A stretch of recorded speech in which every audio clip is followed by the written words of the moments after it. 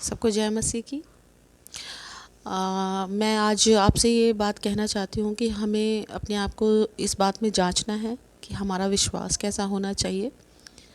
तो हमारा विश्वास कैसा होना चाहिए आज मैं आपको बताऊँगी कि जब हम परमेश्वर को जानते हैं और उसके वचनों को पढ़ते हैं तो हर एक वचन हमसे बातें करता है और वचन ये कहता है कि डर मत, इधर उधर मत ताक, क्योंकि मैं तेरा परमेश्वर हूँ। मैं सचमुच खुदा का धन्यवाद करती हूँ कि खुदा ने मेरी अगुवाई की है और मुझे इस्तेमाल किया है अपने पवित्र राज्य के लिए। और मैं यही प्रार्थना करती हूँ खुदा से, परमेश्वर मुझे अपने पवित्र राज्य के लिए इस्तेमाल करे।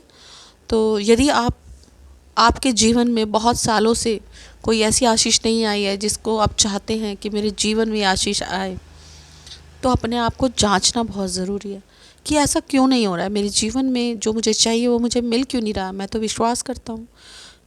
तो याद रखना, परमेश्वर का वचन कहता है हर कोई प्रभु प्रभु करने वाला मेरे राज्य में प्रवेश नहीं करेगा। ये प्रभु का वचन कहता है।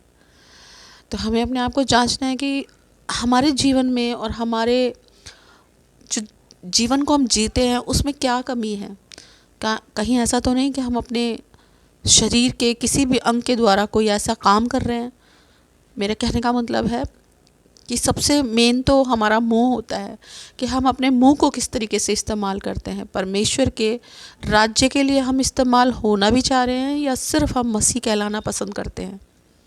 तो हमें अपने आप को बहुत ज़रूरत है जांचने की। ये मैं बार बार क्यों बोलती हूँ, क्योंकि कई बार ऐसा होता है कि हम बहुत सालों से प्रभु को जानते हैं लेकिन हमारे जीवन में कोई ऐसी आशीष नहीं होती जिसकी हमें बहुत ज़रूरत होती है।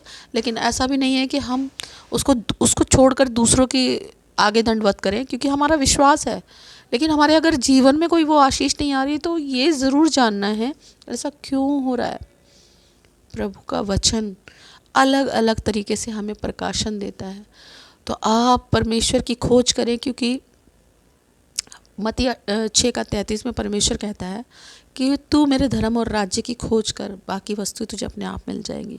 यदि हमारा विश्वास इस वचन पर है तो हम अपने फोकस को उन आशीषों के पीछे न लगाएं जो प्रभु ने हमें पहले से दे दी है, क्योंकि वचन यही कहता है कि उसने हमें परमेश्वर के राज्य के लिए आशीषों की वारिश होने के लिए ही बुलाया है।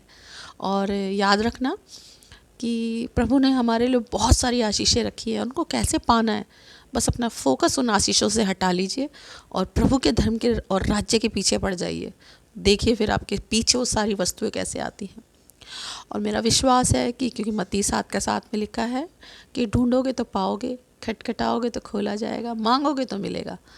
तो वचन तो साफ कह रहा है ना, ऐसा कुछ नहीं जो परमेश्वर ने हमसे छुपाया है। और प्रभु का वचन कहता है कि वो दृष्टांतों में बातें करता था और उसने सिर्फ अपने चेलों पे प्रकट किया है। यदि आप मसीह में हैं, यदि आप उसके चेले हैं और विश्वास करते हैं कि हाँ इसे छोड़ कर परमेश्वर है ही नहीं है, तो विश्वास करें, परमेश्वर अपने वचन के द्वारा आपके जीवन में उन आशीषों को देगा जिनके लिए आप आज भी इंतज़ार कर रहे हैं। और मेरा विश्वास है, मैंने जो ये शुरू किया है वीडियो बनाना, क्योंकि पहले आपने देखा होगा कि मैं सिर्फ बाइबल के वचनों की तरफ ही कैमरा रखती थी, लेकिन जब से ये रुकी हुई हैं कि भाई लोगों तक नहीं पहुंच पा रही है, तो मेरा चेहरा दिखाने का मकसद ये नहीं है कि आप मेरे चेहरे को देखकर मुझसे सीखें। नहीं, प्रभु चाहता है कि वो मुझे इस्तेमाल करे।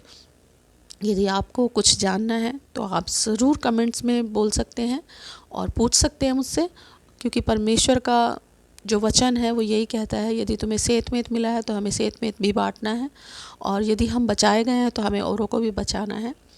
बहुत से ऐसे मसीह हैं जो आज भी खरी शिक्षा से तरसते हैं, और मेरा मानना है कि खरी शिक्षा ही देनी चाहिए, क्योंकि प्रभु अपने उपदेशकों से, अपने जो अगुवे ठहराए, उसने जो चरवाए ठहराए हैं, उनसे वो सबसे पहले लेखा लेगा। तो मेरा मानना ये है कि यदि हमारा न्याय सबसे पहले होने वाला है तो हमें भी परमेश्वर के वचनों को खरी शिक्षा के रूप में अपने भाई बहनों को, जो मसीह भाई बहन हैं, उनको देना चाहिए। उनको वचन की रोटी हमें भरपूरी से देनी चाहिए जिससे वो तृप्त हो सकें और परमेश्वर के राज्य के लिए वो भी इस्तेमाल हो सकें और परमेश्वर का हृदय से धन्यवाद कर सकें।